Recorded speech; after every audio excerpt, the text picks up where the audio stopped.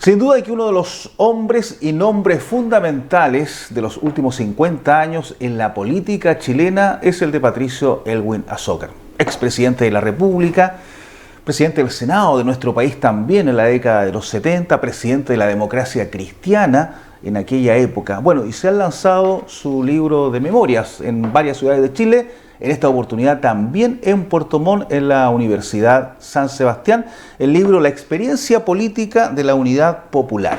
Y por eso queremos conversar con su hija, en su calidad además de vicepresidenta de la Fundación Elwin. Mariana, gracias por estar con nosotros, ex ministra de Educación también, una mujer que ha estado también muchos años ligada al mundo político. Sí, muchas gracias por invitarme. Y una observación es que no son memorias, porque es nada más que un periodo, ahora está escrito desde su experiencia, pero es muy documental el libro. Pero es el único libro que podríamos decir que es como de memorias de Es Patricio, que él escribió, ¿no?, otro libro que se llama El reencuentro de los chilenos, que también va desde 1973 hasta 1990, hasta que él fue elegido presidente.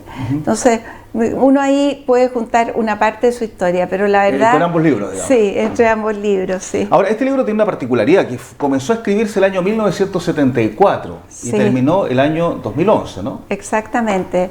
O sea, él demoró 38 años en escribirlo, y por eso la motivación principal, al principio, era reivindicar el rol de la democracia cristiana durante el gobierno de la Unidad Popular, que era muy cuestionado. También había esta imagen de que la democracia cristiana había estado con el golpe y había facilitado de alguna manera el quiebre de la democracia.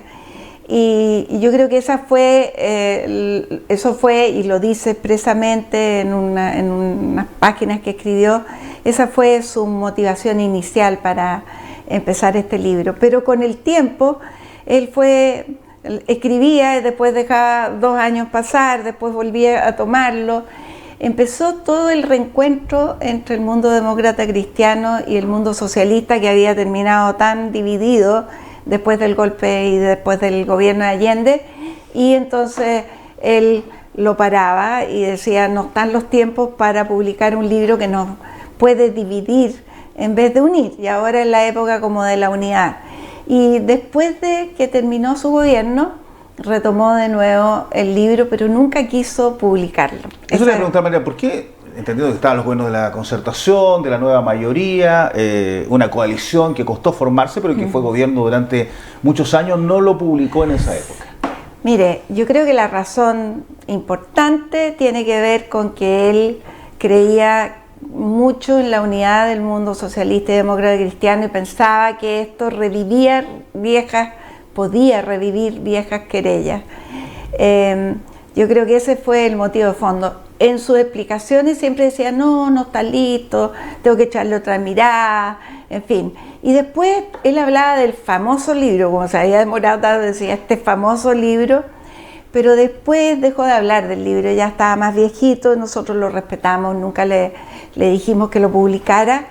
Y ahora... ¿Y usted, perdón, como familia, nunca lo habían visto tampoco los manuscritos? No, sí, lo habíamos visto. Yo lo había visto y yo había trabajado con él después de su gobierno. Trabajé varios, intermitente también, pero en juntarle algún material que él necesitaba, en revisar algunas cosas que él escribía y comentarlas.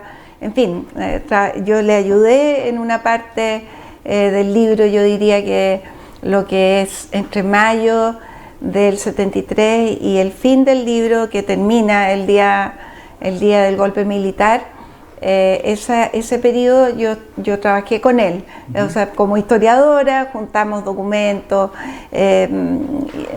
hicimos conversaciones sobre temas, por ejemplo, recuerdo el tema de la ENU, en fin.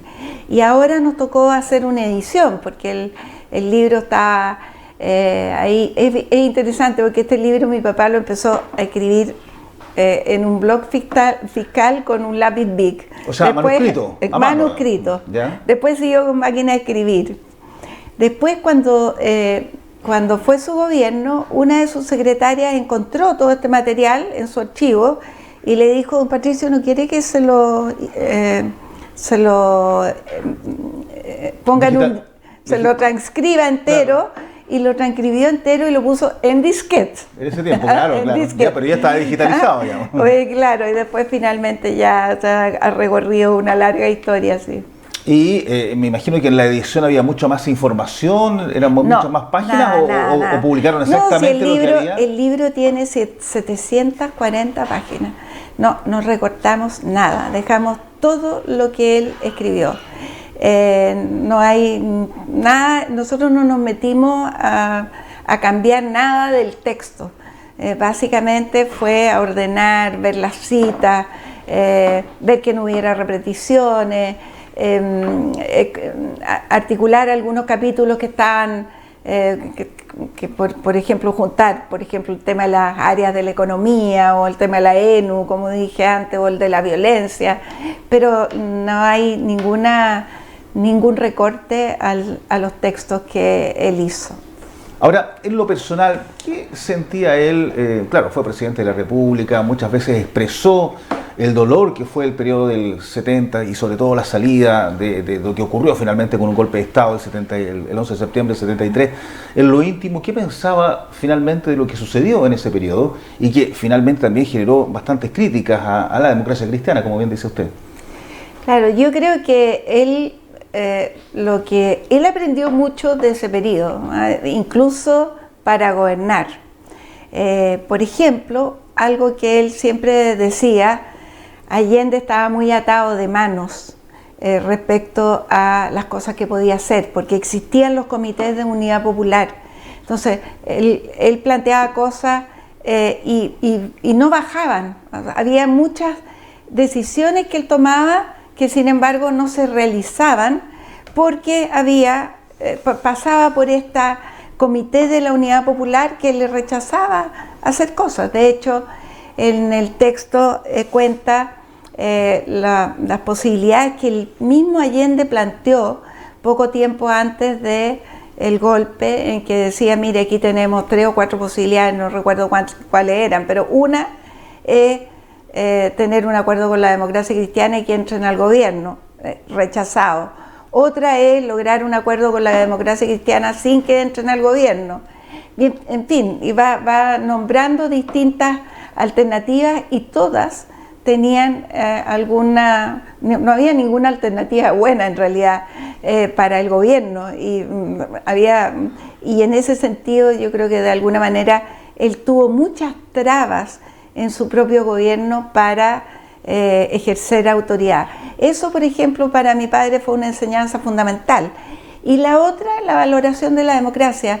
Yo creo que hay una parte donde él dice, se fueron perdiendo las convicciones democráticas. Este país tenía convicciones democráticas, pero ya todos se saltaban las reglas del juego. O sea, la gente, los campesinos se tomaban los campos, los pobladores se tomaban las industrias, había un poder popular armado, el gobierno no promulgaba ni vetaba el proyecto de ley de las áreas de la economía, insistía mucho en decretos, se gobernaba mucho con decretos y no con leyes, sin pasar por el Parlamento. Entonces, y la violencia también se fue exacerbando.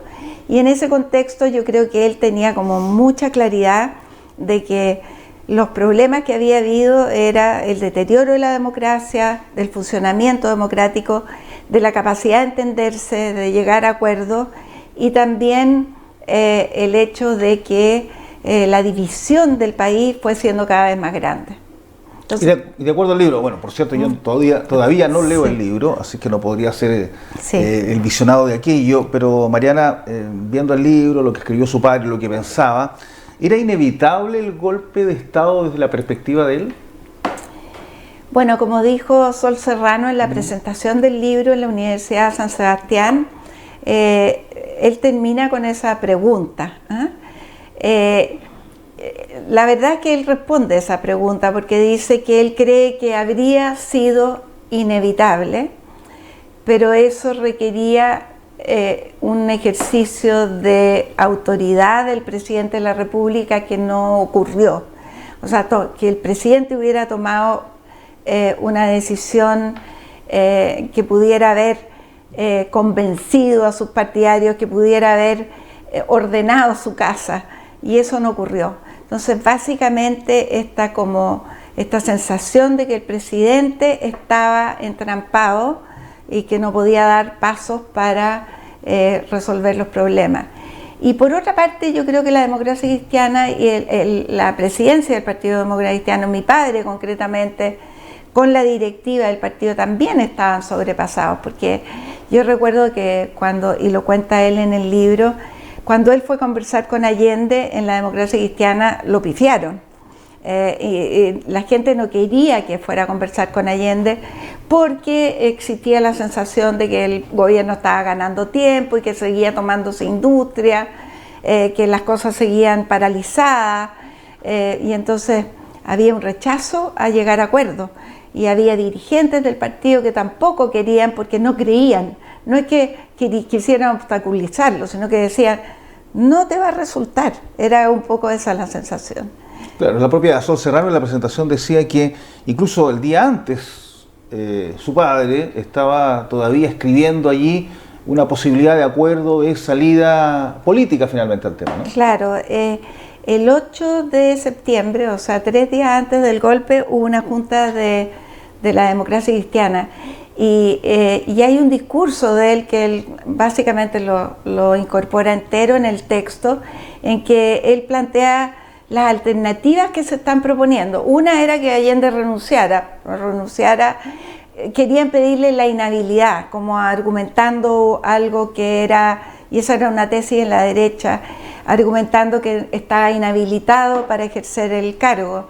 Y entonces él va descifrando cada una de esas alternativas y dice, esta es inconstitucional, esta no se puede hacer porque esto es torcerle el espíritu a la ley, esta otra es inviable, o sea, va descartando. Pero ahí hay algo que es muy interesante, que todo lo que se busca ahí en esas alternativas es qué alternativa podría ser constitucional, o sea, respetando el Estado de Derecho y no haciendo algo que torciera el espíritu de la ley. Yo recuerdo que cuando se cumplieron 40 años del golpe, su padre dio unas declaraciones al diario El País a propósito de que en ese periodo hay un video que no sé si se arrepintió de esas declaraciones que alguna vez hizo, en que de alguna manera se daba a entender y que fue criticado por mucha gente joven respecto a que se subentiende que él apoyaba o felicitaba la salida finalmente que tuvo con un golpe militar las Fuerzas Armadas. No, lo que pasa, a ver, hay una declaración formal de la democracia cristiana que lamenta el golpe, o sea, no lo aprueba, ni lo celebra, ni lo felicita, o sea, no lo condena tampoco, pero lo explica, lamenta el golpe y lo explica, y dice, esto fue porque se han violado las leyes y se sobrepasó la institucionalidad y había violencia y en fin. Ese es un aspecto. Y otro aspecto son entrevistas que él dio. Por ejemplo, hay una entrevista de él en que él dice, mira, aquí dice algo, no sé si es textual, pero el sentido es, aquí el golpe militar de alguna manera se adelantó a un golpe de Praga, dice, a un golpe como comunista, como un golpe para llegar a una dictadura para llegar a la dictadura del proletariado. Claro. Que son intentos de explicar por qué se produjo el golpe militar, más que decir, o sea, yo nunca vi a mi padre contento con el golpe militar, sino que tremendamente abatido. Yo creo que para él personalmente, y él lo dice en el libro, este fue el fracaso más grande de la democracia cristiana en su vida política, y en lo personal él consideraba que esto era una tragedia y que uno sabía cuándo empezaba y no cuándo terminaba, pero también sentía que había una explicación, que esto no fue un meteorito que cayó de la noche a la mañana, que aquí hay un tiempo prolongado en que el ímpetu revolucionario, que también tenía que ver con el contexto de la Guerra Fría, que tenía que ver con Cuba, que estaba ahí y estaba iniciándose la Revolución Cubana, bueno, esto fue llevando a una polarización cada vez mayor, a una justificación del uso de la violencia, a las tomas de los campos, de las empresas, en fin, y que finalmente a una gran crisis económica que terminó haciendo que la clase media entera estuviera contra el gobierno. Y la relación con el expresidente Frei Montalva, por ejemplo, aparece allí, sí, a propósito que era el gran líder de la democracia, sí, cristiana en aquella época. Era el gran líder y mi padre era muy cercano a él. Ahora, yo creo que tenían una diferencia y que queda de alguna manera explícita en el libro. Por una parte, Frei estaba muy herido en lo personal. Él había sido amigo de Allende.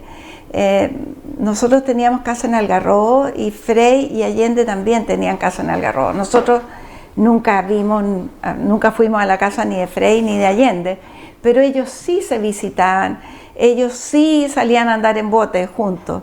Entonces ellos habían sido amigos. Y la verdad es que la Unidad Popular se portó muy dura con el gobierno de Frei Montalva. Le negaremos la sal y el agua, no lo dejaron ir a Estados Unidos. Es impresionante ver que el día que Frei asumió la presidencia en el Congreso Pleno, los partidos de la Unidad Popular, el Partido Socialista y el Partido Comunista se retiraron de la ceremonia. O sea, ahí había un rencor y por otra parte, o un sentimiento más que un rencor, pero por otra parte, la campaña contra Frei era terrible. O sea, el vendido al imperialismo, golpista, esto antes del golpe. Por lo tanto, Frei estaba muy herido y estaba también muy escéptico. Él no creía no creía que el gobierno iba a cambiar. Entonces, por ejemplo, ahí hay algo que es interesante, pero cuando el cardenal interviene, el cardenal Silva Enríquez, para que haya una conversación entre el gobierno y la Unidad Popular y el gobierno y la democracia cristiana, la primera persona con que conversa es con Frei, y Frei le dice que él no va a servir para eso, porque estaba muy cargado, yo creo. Eso está relatado en el libro, de alguna manera. El ambiente polarizado, absolutamente, sí, muy polarizado. Y al cual también contribuyeron mucho los medios de comunicación, porque había medios de comunicación de derecha y de izquierda. Los titulares son terribles, que son de esa época, son terribles, inimaginables en un Chile actual. Ahora, sí, Mariana, como historiadora, ya se lo pregunto, no como hija de Patricio Aylwin, ¿hemos aprendido los chilenos de ese periodo a 50 años de ya han transcurrido medio siglo, 5 décadas, un tiempo también para ya tener una mirada relativamente con cierta distancia? ¿Hemos aprendido algo respecto a aquello? A ver, yo creo que hoy día, 50 años después, hay algunos consensos en la sociedad chilena muy mayoritarios. Podrá haber excepciones, pero muy mayoritarios. Nunca más violaciones de los derechos humanos. Yo creo que un segundo consenso es la vía democrática, es la única viable para progresar, para gobernar, para respetar los derechos humanos. Y creo que también hay un tercer consenso que es el más frágil, que es nunca más la violencia, aceptación de la violencia, pero democracia, no más justificación. Un golpe militar hoy día no es viable. Hoy día no nos imaginamos que haya un golpe militar. Bueno, entonces es verdad que tampoco lo imaginamos. Después ya era Vox Populi que eso iba a pasar, pero sí creo que el valor de que la importancia de que la democracia no se deteriore, que los partidos políticos sean capaces de llegar a acuerdos. Bueno, hoy día estamos viviendo tiempos polarizados también, pero no es, es muy lejos de la situación que vivimos en esa época.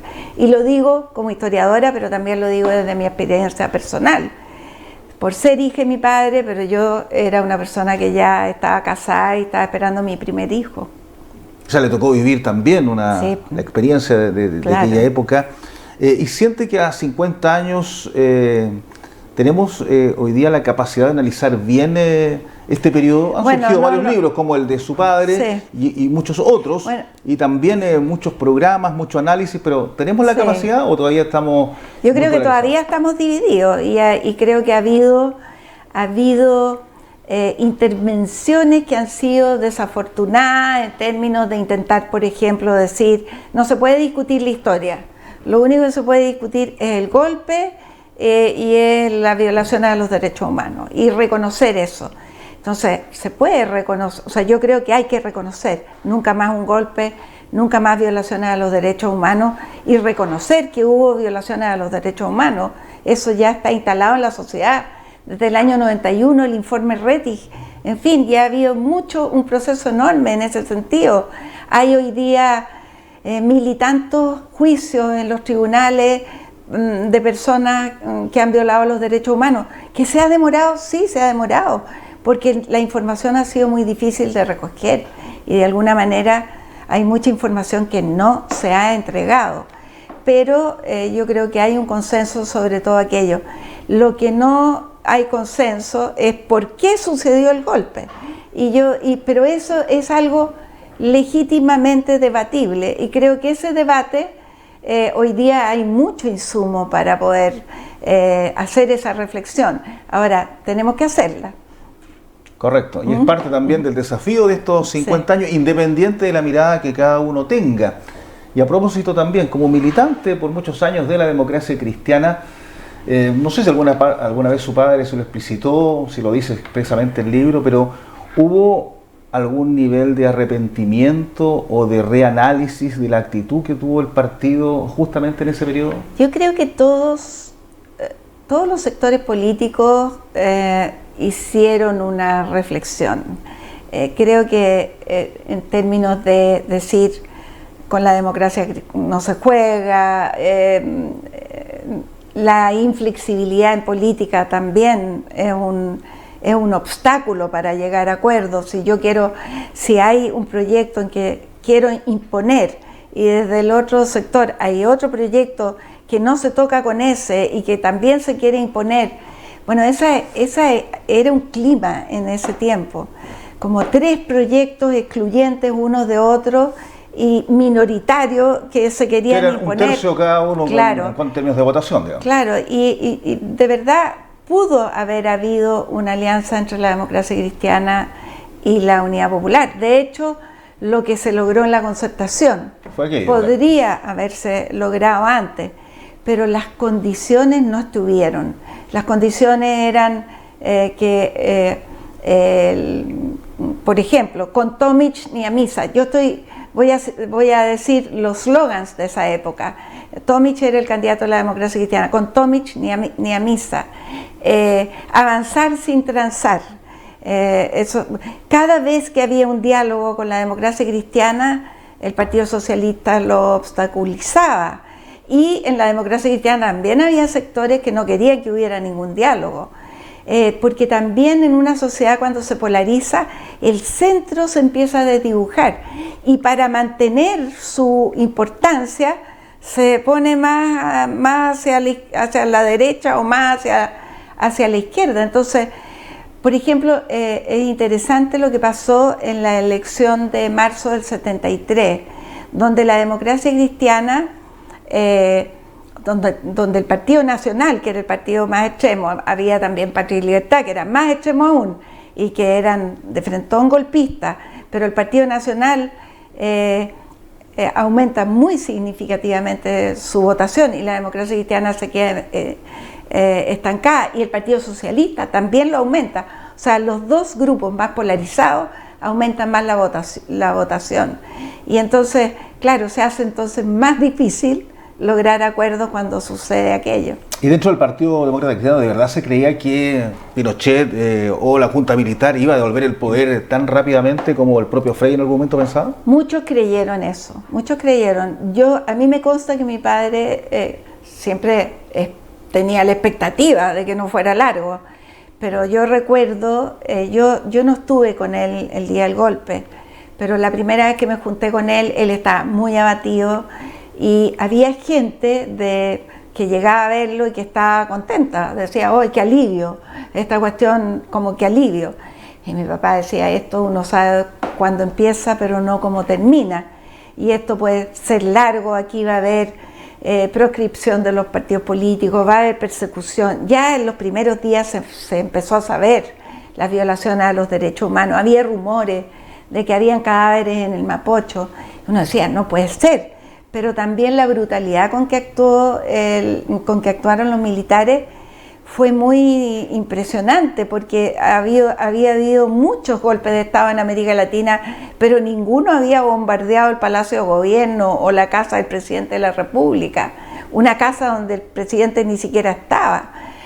Por supuesto, estaba su esposa, de hecho. Estaba su esposa. Ahora, uno no sabía en esos días lo que pasó, por ejemplo, con las personas que tomaron presa en La Moneda, que el día 13 ya lo fusilaron.